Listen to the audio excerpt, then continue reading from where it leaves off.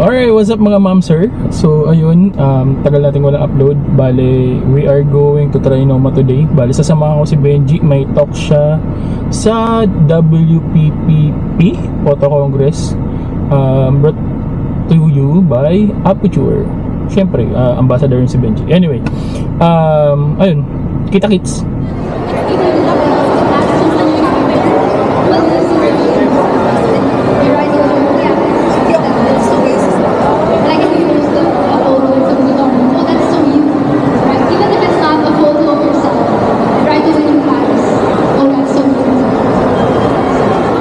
Photographers ba dito? Any wedding photographers? 1, 2. Yun, may mga few hands tayo. Okay, let's connect na ba? Ayun, okay. Okay, ipa-play lang ako na parang konting series of photos just to set the mood, para rin ma-appreciate niyo what style I'm shooting, kung ano yung approach natin when we're shooting.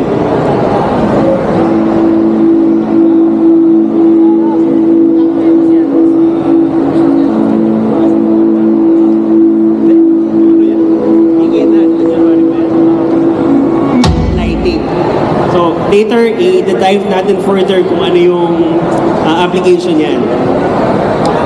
Okay, so now that we know that light is the most important ingredient of a photograph, knowing how to use these equipment, these lights, is parang a sure way para ma-elevate yung work ninyo.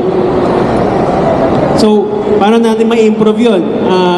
Siguro, as a beginner na hindi pa kayo sanay mag-light, kunwari lang, siguro start practicing by when you enter a room, ganyan, tignan mo kung saan nanggagaling yung ilaw, mas nagiging smooth yung environment, yung shooting workflow kapag ganito. When it comes to weddings. But of course, if for example, sa studio setting kayo, tapos fashion, ganyan, portrait photography, it's up to you on what you will use, if you're gonna use continuous or if you're gonna use yung flash or strobe. So again, yung di-discuss ko as we move forward will apply to either flash or continuous. So parang theoretical siya pa rin yan. Later makikita natin. Actually, today, parang 80% of the photos that we create, parang yung bulk ng photos na ginagawa namin, palagi may ilaw na. Parang hindi ko ma-imagine na may photo kami na wala ng lighting. Parang ano na siya, para requirement na siya talaga. Subject natin. And then most importantly, kung ito kasi parang medyo white lang naman yung background. But if your background is something na parang medyo busy, yung mga di mo parang kinakain yung subject. So, malaking help yun in that case. So, sometimes naman, for example, you have a background na masyado lang plain or gusto nyo lagyan ng konting texture, pwede nyo gamitin ito. Ito yung parang spotlight kasi natin.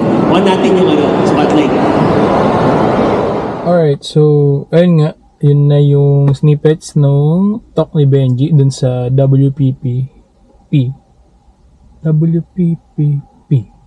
Wedding and Portrait Photographers of the Philippines, dun sa Trinoma. Tapos ayun, medyo kinapos lang sa oras kaya minadali siya. So ayun, sayang kasi nag-prepare pa naman ako ng dance number kasi sabi sa akin ni Benji, kaya ako pumunta actually. Sabi niya may intermission number daw ako kasi nahihiya daw siya. So instead na magto-talk siya tapos sasayaw, ako na lang dapat yung sasayaw. Yun nga lang, kinapos talaga sa oras kaya sayang. Anyway, ayun, thank you for watching the video, and sa susunod ulit na videos natin, paalam. Babushka Memorial. Mwah!